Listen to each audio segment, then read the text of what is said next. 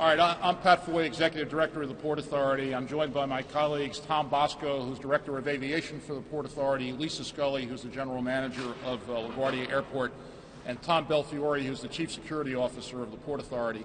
Also joined by Gail Grimmett, who's the Senior Vice President for Delta Airlines. This morning at LaGuardia Airport, about 11:05 a.m., Flight 1068 from Atlanta to LaGuardia veered off runway 13. It was approaching from the northwest.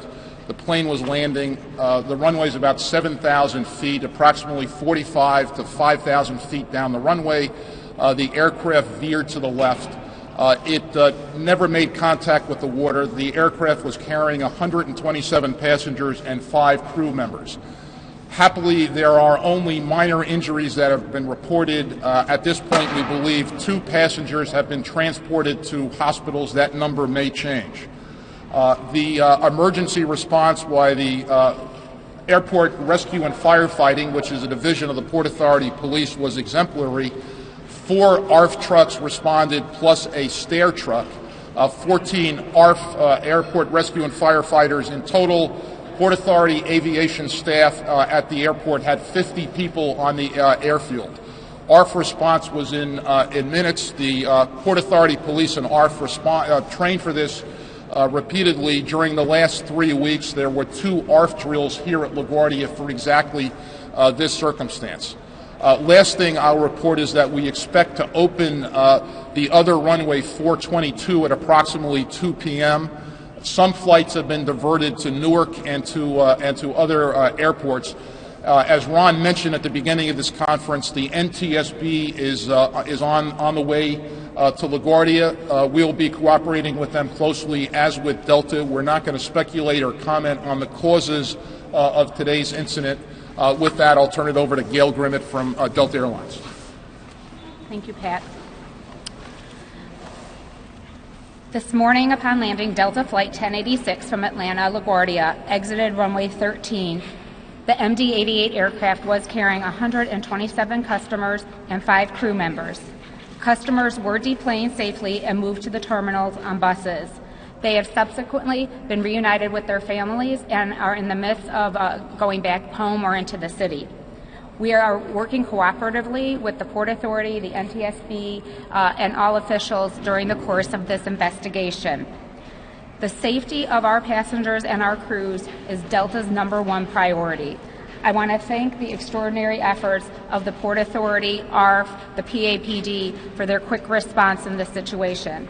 And I also want to express Delta's sincere appreciation to our crews for their professional and quick response to help keep our passengers safe and get them to the terminal safely. Thank you. We'll take a few questions. As I mentioned before, given the fact that the NTSB is on the way, we're not going to comment on causes, and we'll leave that to the NTSB. Pat Dolan.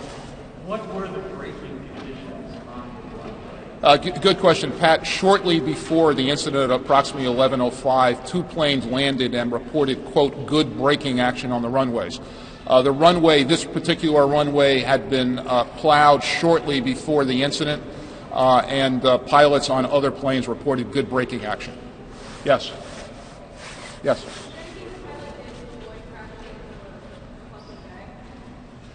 I think the pilot did everything he could to slow the aircraft down. Obviously, the pilot and the co-pilot's good efforts were reflected in the fact that there were only minor injuries. Yes.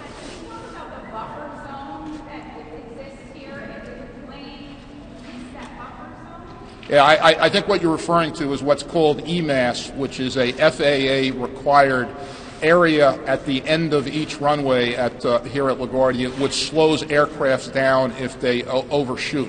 As I mentioned, approximately 4,500 to 5,000 feet down the runway, the plane veered to the left, so it did not make contact with the EMAS. Yes.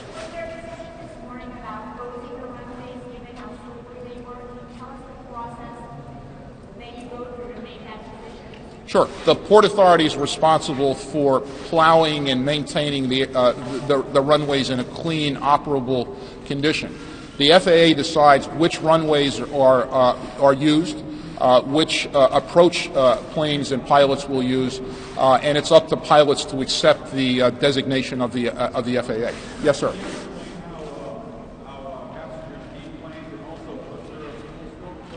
Okay, with respect to passengers, the chutes, as we understand, did not deploy. The Airport Rescue and Firefighting Division of the Port Authority Police was on scene. As I mentioned, there were 14 ARF firefighters on scene.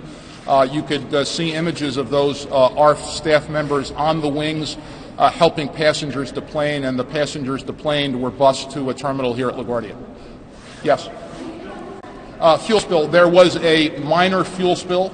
The fuel for a time was leaking out at a rate of about a gallon a minute. The fuel leak was stopped.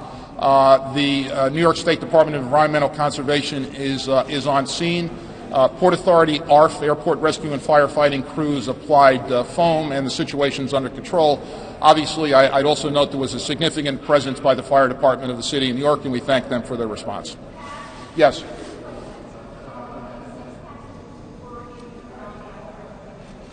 Minor injuries. Yes, minor injuries.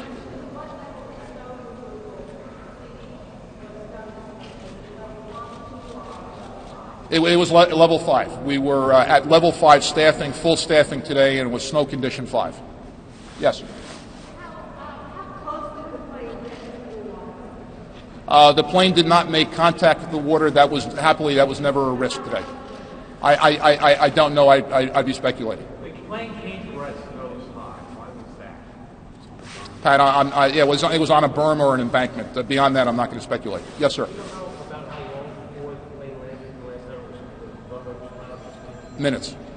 Yes. 2 more? Yes, sir.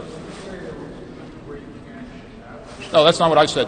Two pilots who landed in the minutes before reported, quote, good braking action. Is that, people looking outside seeing the collision, wondering what's anybody landing in that to begin with? Is that the kind of data point that you need to allow other pilots to come in? I'm sorry, I didn't hear the question. When people are looking outside and seeing this snow, sure. a lot of people think, why is anyone taking off and landing it? So can you give us some sense of why those reports about the braking, how crucial are they in determining to keep landing and having planes? Well, look, the decision to allow planes to land, the decision which runway is used and which approach is used is up to the FAA. Obviously, the Port Authority consults closely. We had the right ARF staff on here at LaGuardia today. Given the conditions, they responded literally within a minute, and that runway had been plowed literally minutes before, and other pilots had reported good braking action. Ultimately, obviously, the pilot's decision to land. Last question, yes.